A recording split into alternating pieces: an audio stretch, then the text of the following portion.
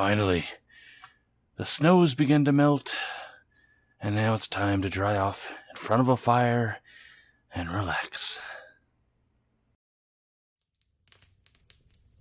P, leave all that canvas out there to dry and just get in here. Whew! That snowstorm was fierce. But your flappy house stayed up for once. Yes, thanks to you, little one. As promised, since you have aided me in keeping up the Savage Pavilion, I grant you your own story. Tell me, of all that I have done and all that I know, what would you like to hear? Anything at all? Well, there is something that I've been curious about. Your name is really unique, and strangely enough, it starts Thex, which in my world is a really derogatory term for silly elves dancing around. As I know you really don't like elves, I have to know, where does this come from? If I can have any story, I want to finally know the origin of your name. Ah, well, my name is a badge of pride to me. It would be an honor to tell you the ways of my tribe and the origin of my name. In my tribe, you earn your name. It builds over time. Our names are short at birth, generally given based on whatever happens to be happening at the time. My village was being raided at the day of my birth, thus I was literally born into battle and given the name we use for when battle is so deep that you cannot determine a victor. My name was Soa. I was Soa until my 14th year, when I was finally granted the chance to fight the battle master for the right to join in the hunt. My beard had only just begun to grow by then, and I was anxious to wash it in blood. The challenge was difficult. Both I and the battlemaster were stripped to our loins and allowed a wooden club or a staff. The last to get knocked out was the winner. Our battlemaster was Tormanek the Swift, which means bending without breaking. His style was very fluid and improvisational, and he never gave you a chance. If you stepped into battle with him, you fought to win. Few ever did. I remember it was just after a heavy rain, so we were tussling in the mud. He was so fast, and a far superior warrior to me.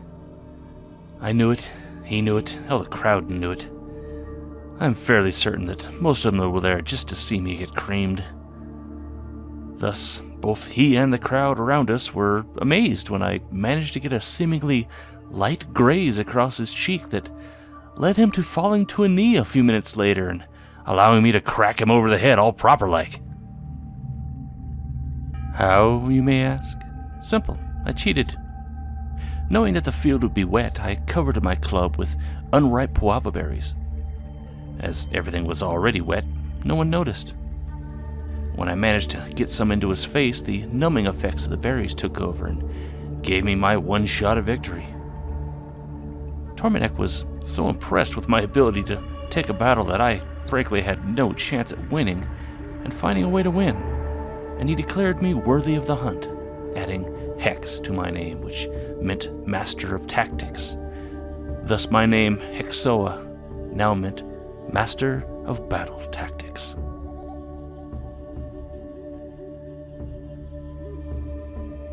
My tribe soon learned that having me on the hunt meant that there was far more meat in the pot. I didn't just find tracks and lay traps. I was cunning enough to think as the beast would, calculating where it might hide, and I had the speed and stamina to run after and drive them out. I used the landscape, the foliage, and even the weather to my advantage. I was so good a runner that my name was extended with Soar, which means running without tiring. In my world, it also means to continuously dance. Well, yes, that is another translation of it. It all depends on context, I suppose. In the village, I was Thexsoar, but on the hunt, I was Thexsoar. Names are important, you see. Well, during my third season on the hunt, game was very scarce due to the long winter. We extended our hunting range into the elven lands, causing many scuffles between our people. But hey, we needed to eat. But what we didn't know was there were several other elven tribes also in that part of the forest, and although they did not get along with each other, they all hated us.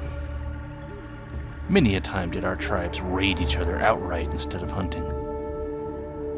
By my fourth season, and another bad winter, we had become desperate. Sickness had taken many of my hunting party, which ended up with me going out often with one or two, or even alone. On one particular solo hunt, I found myself so deep in the forest that I nearly became lost. Oh, I knew my way back, but I did not have the advantage of knowing the land, so was at a disadvantage when foraging. I did find some good berries and some tantan root, but I knew better than to eat too much of either, as it would only make me leave a trail of crap all the way back to the village. Ew. It beats starving, P. I doubt a fae like you can imagine what it is like to need to eat. Just know that hunger is a potent inspiration. So there I was in the snowy forest when I heard singing, of all things, high up in the boughs. It was a strange, woeful dirge in two tones and quite off key. When I approached it, I found it to be two elven children, high up in an old net trap. I could tell the net was over a season old, so whoever had set it would not be returning for it. I readied my spear, declared the elves my prisoners, and I cut them down. You took them prisoner? What harm would there be in just letting them go? As I told you, P, my tribe was starving. If there was not enough game, we had to either raid or trade with the local elves. By bringing these two back with me, we could extort enough food to hopefully make it until the season improved. Unfortunately for me, the young elves took my rash capturing of them as the greatest thing ever. We didn't know much of each other's language, but they soon figured out how to pronounce my name, and they began doing silly elven dances and making up songs about it. They weren't properly intimidated at all. I had them clad in ropes at spear point, shouting in their faces, marching them back to my village, and yet they sang praises to me like I had come out there specifically to save their lives. Damn elves and their everything happens for a purpose attitude. As it turns out, the elven village had chosen that day to end the threat of my tribe. They even formed shaky alliances with the other elven tribes, and with the sudden disappearance of two of their children, decided that enough was enough. We had to go. They gathered together and they surrounded my village. With so many of us down by sickness, they outnumbered us 8-1. My people were going to get slaughtered in glorious battle. However, that battle never happened. With my tribe surrounded and the elven war horns ready to sound, here I come quick marching up with a couple of young elves singing my praises in their silly elven sing-song. I was immediately captured, of course, and the two were freed by their kind, and I figured that this is how I die. The elven children spoke up for me, though, despite the cruel threats I'd thrown at them all the way home. They referred to me as the Bearded, as they were just children, and they would never know such a glorious facial mane. They told of a very flowery and emotional tale and song about how the forest had cruelly taken them to be with their ancestors, but I had come along and freed them. In short, the kids convinced their elders that this Thexsoar, the Bearded, was a hero to all elven kind, and that perhaps my tribe should be spared. The elves went for this in a big way, and the few who spoke our language opened a dialogue with my tribesmen and sued for peace. All the while the song about my kindness and honor spread throughout their tribes in stupid song. It was very irritating. The peace between our tribes only lasted a year or two, but it was long enough for a nickname to stick. My name had become known as Thexsoar, which in my tribe's tongue is, of course, translated to tirelessly running down elves. A very honorable name. I was a hero at a young age to them, and I wore that name proudly. Thexsoar.